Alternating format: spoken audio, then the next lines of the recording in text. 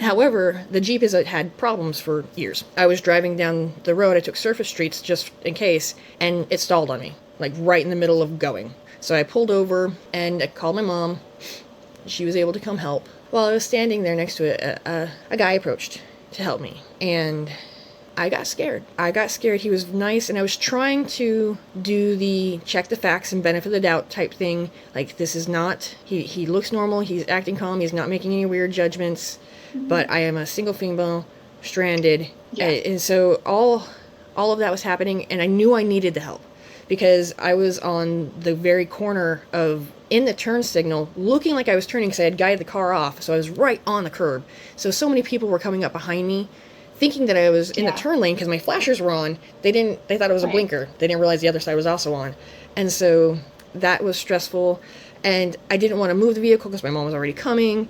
I didn't want to make myself in a position where this guy could hurt me or get me into I didn't want to do any of that, but I knew I needed to get the vehicle out of that situation.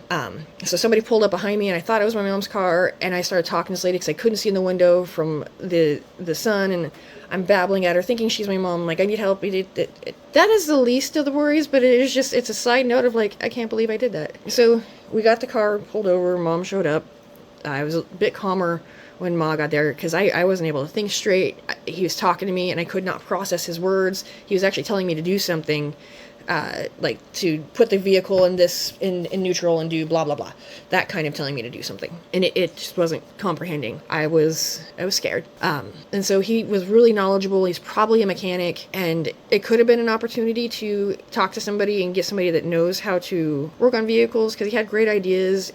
I was just so paranoid about giving a stranger my contact information, even though he was there helping me and being a good person and all this stuff. And so I was keeping it in, shaky, just looking like I was about to pop, but trying to be nice. Yeah. Because he was being nice to me. And when the tow truck company got called and everything, and they were on their way, I was really about to pop. And I'm like, I'm sorry. I'm so sorry. I'm about to be an absolute asshole to you. He's like, what? I'm like, I'm really anxious, and I don't do well with strangers, and I am so sorry. And I just started sobbing right there on the street. And he said, it's okay. It's okay. I tried to give him money just because he really did help. He really did help. And the entire time in my brain, I'm looking at him and his actions. And his actions say one thing, but I still couldn't tell.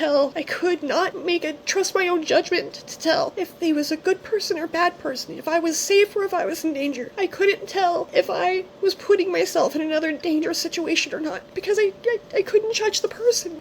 I judged wrong so many times in my past, and so I made sure to thank those above for sending somebody to help me.